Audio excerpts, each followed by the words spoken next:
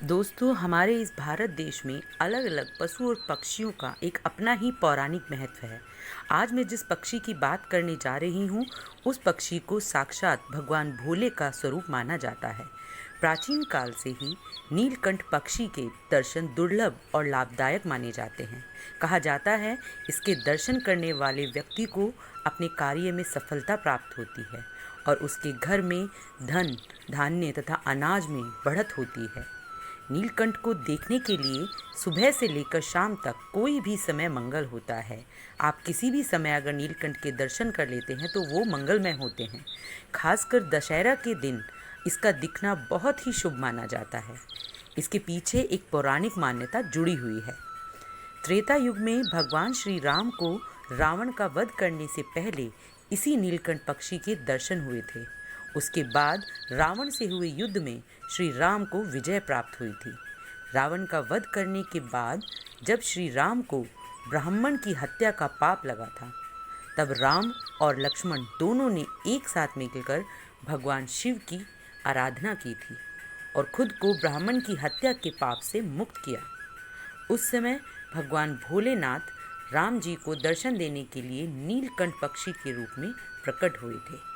उनकी आराधना से प्रसन्न होकर स्वयं शिव शंकर ने नीलकंठ का रूप धारण किया था। पौराणिक मान्यता और धर्म शास्त्रों के अनुसार नीलकंठ पक्षी भगवान शिव का ही रूप है। इसीलिए दशहरा के दिन हर इंसान नीलकंठ पक्षी के दर्शन की कामना करता है।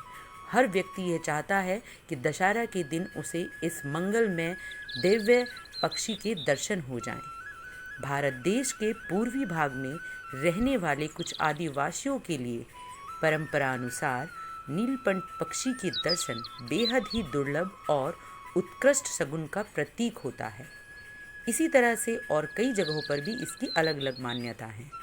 इसी तरह बंगाल के कुछ लोग नीलकंठ पक्षी के नज़र आते ही भगवान विष्णु के प्रति अपना समर्पण दिखाते हैं, विशेष दोहे का उच्चारण भी करते हैं और अपनी मृत्यु के समय भी नीलकंठ पक्षी के दर्शन की मांग भी करते हैं ताकि उन्हें मोक्ष की प्राप्ति हो। वो अपनी कामना नीलकंठ पक्षी के सामने रख सकें। कुछ वर्षों पहले भारत में नीलकंठ पक्षी को भविष्य वक्ता भी माना जाता था। इसीलिए भविष्य बताने वाले लोग नीलकंठ पक्षी का पंख अपने सर पर लगाते थे। भारत में 1960 से 1980 के मध्य के बीच अलीगढ़ और नई दिल्ली के बीच राजमार्ग पर देखे जाने वाले नीलकंठ पक्षियों की तादाद बड़े पैमाने पर घटती जा रही है, क्योंकि इसके रास्ते के किनारे पर खाने व बैठने की आदतों की वजह से ये यातायात के दौरान वाहनों से टकरा जाते हैं, जिसकी वजह से इनकी मृत्यु हो जाती है। यही कारण है कि नीलकंठ की पक्षियों की तादाद बहुत ही ज़्यादा घट गई है। नीलकंठ पक्षी एक दिव्य पक्षी माना जाता है, जिसको साक्षात भगवान भोलेनाथ का रूप भी माना जाता है।